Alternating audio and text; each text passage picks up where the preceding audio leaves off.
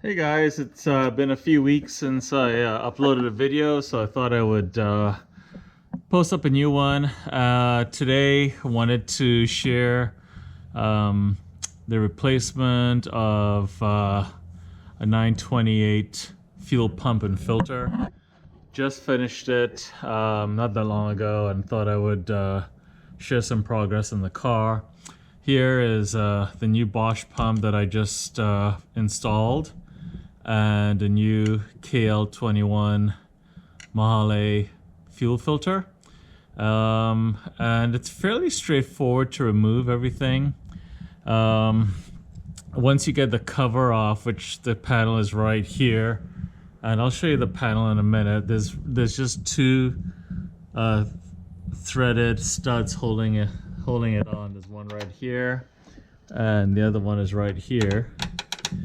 Once you remove those guys, the panel is a friction fit, will just slide right out. If it's a bit stuck, you may just have to work it a little bit. And then once the panel, that panel's off, it opens up the pump and filter. And some tips for you. I would certainly recommend you buy a set of flared open-ended wrenches. Otherwise, you will absolutely damage these flared nuts at the end of the hard lines, and that is really the only way to get to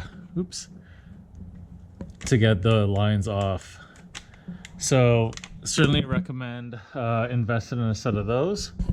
Once you remove the lines, be careful, there will be fuel dripping out, so have a catch basin, lots of rags ready to kind of clean everything up, mop everything up. So once the lines are removed, you can actually take out the whole assembly as one.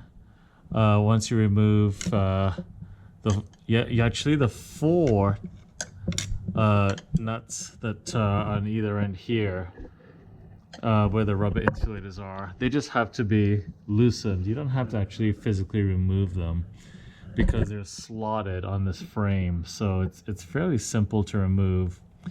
You don't have to touch this guy, you don't have to touch this guy, simply because those are the bands, the clamps that keeps it together, and everything comes out as one piece. So fairly straightforward once you loosen up these guys on either side. And the reassembly is a little bit, well, it's fairly straightforward, but what I will say is this S-line, which you have to buy from Porsche, and it's still available brand new. A new one has to go in. Oh, I recommend putting a new one in anyway. It's about $120 from Porsche. And the line on the pump discharge end, which is this end here, requires 3 copper O-rings, which might be hard to see, but there's actually, maybe you might see it in this angle here, but there's one right here, and then there's one on either side of this fitting right here, the S-line fitting, which is the banjo. And so you'll need new copper crush washers, and well, let me back up. To get the S-line off, you'll have to remove this cap here, and then of course, as I mentioned earlier, using your flared open-ended wrenches, this has to come off here.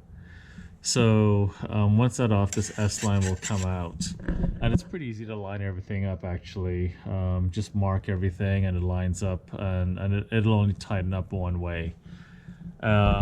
Once you actually install a brand new S-line with the 3 copper washers, you have to be extremely careful not to over tighten this cap nut. If you do, it'll permanently distort the banjo end of this S-line, and then you're gonna have to buy a brand new S-line again, so you'll be out another $120. So please be careful not to over tighten this guy.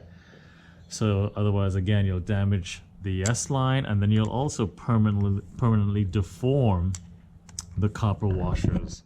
I recommend getting 2 sets of those copper washers, so 6 in total, just in case you do over tighten it. But if I remember correctly, looking at the workshop manual, this only takes about 15 to 17 foot-pounds of torque to tighten it. So even though it's a big nut, it doesn't really require a lot of force to tighten it.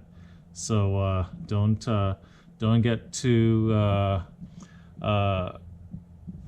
don't try and get too strong with it and over tighten it, because you will damage that S line at the banjo end. After that, everything else is pretty straightforward. I do recommend replacing these rubber insulators, and these are also available brand new. They're not cheap. Mine had a lot of cracks in them, so I put in a new set, and then I also replaced all the nuts with new stainless steel flared nuts, so everything looks good. And then this bracket at the back here, I had it powder coated. You probably can't see it, but it was looking a little rough, so I had it powder coated just to make it look all good again. And there you go. And everything is goes back together, just pretty much the reverse of how you removed it. It's 7mm and 8mm at the terminal end on the discharge side of the pump here, and yeah, so that's pretty much foolproof. So I hope that helps, and take your time. Again, you're working around fuel, so make sure you're in a well-vented area, and everything should go together really well. So good luck with everything, and stay tuned for more updates on the 928, and hope everybody's doing well. Take care. Bye.